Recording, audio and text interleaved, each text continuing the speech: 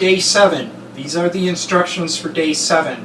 The morning of day 7, you want to eat a light breakfast composed of mainly fruits, could be juices, could be warm cereal such as oatmeal. Try to stay away from wheat, especially wheat has been genetically modified.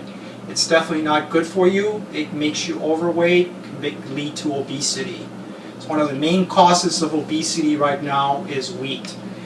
As far as dietary choices for the rest or the first half of this day is you want to follow the same dietary suggestions that I gave you during days 1 through 6. Try not to eat anything cold. Right about noon, you want to eat a light lunch that could be composed of vegetables, soups, could be salad, rice, etc. Do not eat anything or drink anything after 2 p.m. As an optional item here, right around 4 p.m. Now all these instructions I'm going to give you in a landing page that is annotated with one of the pop-ups that will come up. So don't worry about jotting any of this down. So right around 4 p.m. is an optional item that you can do. You can actually do a spring water enema. Try to hold it for about 10 minutes, and what this will do will start emptying out your intestinal tract, your duodenum, or your colon. So it's to help you flush out whatever it's there and get your intestinal tract ready for what you're about to dispel or purge from your liver and gallbladder. Right around 6 p.m. you want to drink solution 1. This is the solution that we prepared already. You're going to drink 1 portion. Don't drink this entire thing. Drink 1 portion of this at 6 p.m. Repeat again at 8 p.m. This is solution 1. Right around 9:30 you're going to start preparing solution 2. Solution 2 is the lemon juice and olive oil, cold pressed olive oil. Mix it up. Mix it up fairly well until it becomes a white creamy liquid.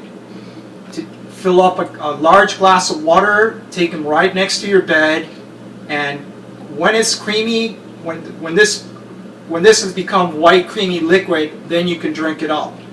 One thing that I would speak about at this point in time is, just as an optional item, I'm a spiritual person, and so anything that I like doing, especially for my body, I like asking God for help. And this is a time to do that. Try to think about how you need the help, how you'd like to cleanse, and purify your body. And so at this point in time, you want to do that. You want to offer this, and you want to be able to ask for help in cleansing your body. And I highly suggest you do that. Your body is a temple. Your body was never meant to become a garbage can.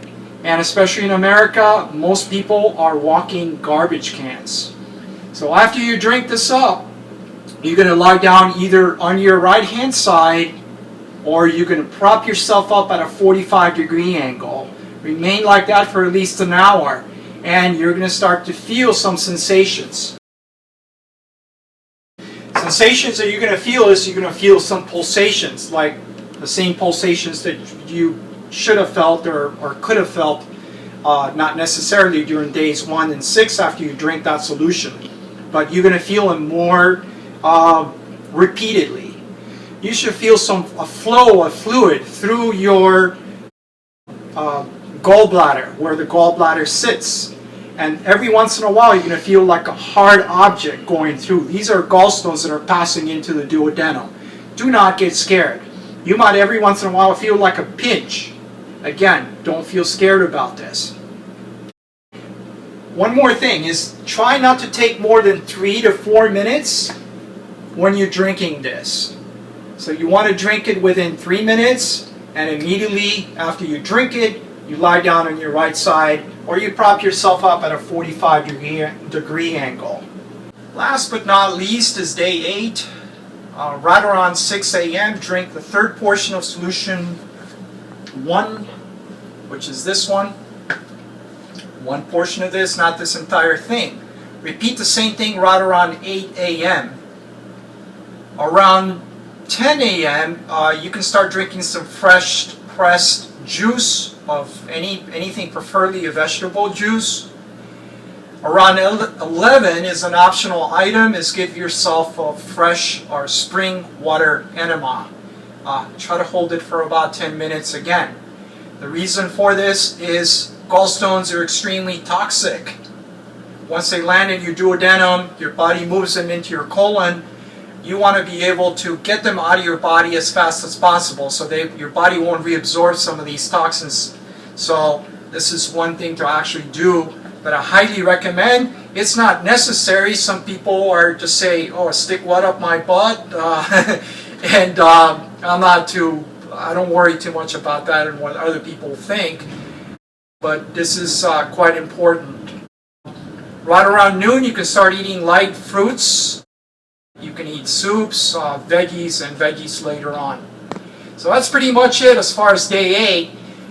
You should start seeing gallstones through day 8 or during your first large bowel movement during day 9.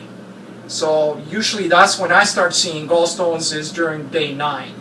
It all comes up and a lot of them will float up to the top. At this point in time, I'm going to show you some of the pictures that what to expect as far as what to see when you are doing this flush. These are actually from individuals that have actually done this cleanse, and they've actually sent me those. So I'm not going to say enjoy, but at least you know what to look for.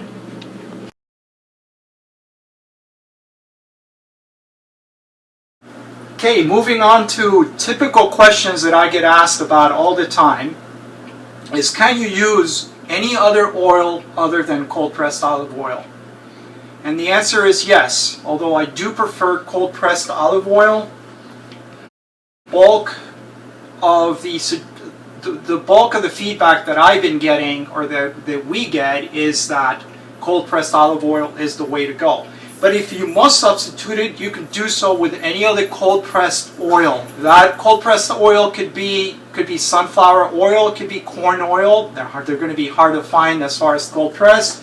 You could use walnut oil, almond oil, hazelnut oil, cashew oil, grapeseed oil, sesame seed oil, hemp oil, flaxseed oil, or any other natural plant oil.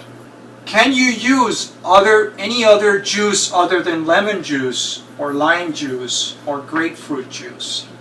The answer is yes. Any sour fruit, you can actually use the juice from those. You could use, for example, sour oranges. You could use pomelo. You could use pineapple. You could use granite apple, sour or acid apple, sour grapes, sour berries, or any other sour fruit juice. Can you replace the Epsom salts with magnesium citrate during days 7 and 8? This is a common question, and the answer is no. The reason why Epsom salts is so effective is because it actually does two things. The first thing is begins to prepare your intestinal tract or your colon for these gallstones that are moving down, so they empty out your colon. If your intestinal tract, you've got too much fecal matter, the gallstones cannot pass and be emptied into it. They're going to end up staying in your duodenum. So this is one reason why Epsom salts is good. But the most important reason is the Epsom salts actually help dilate the biliary tubes or the common bile tube, make them wider to make it easier for large gallstones to pass through. So the answer is no, you cannot use magnesium citrate. The next question that I often get is, how often can you flush? Can a flush be done? Provided you're alkalizing your body and provided you're remineralizing your body after each flush and during the flush, you can actually do one every 2 to 3 weeks. Every 2 to 3 weeks you can actually do one. If you don't do, if you're in the habit, you're gung-ho and you go one flush after the next flush, you're going to be like a car battery that is not hooked up to an alternator. Sooner or later, your energy is going to go down and down and down and down, and you're going to be petered out. You're going to have no energy. It's extremely important to replenish those electrolytes.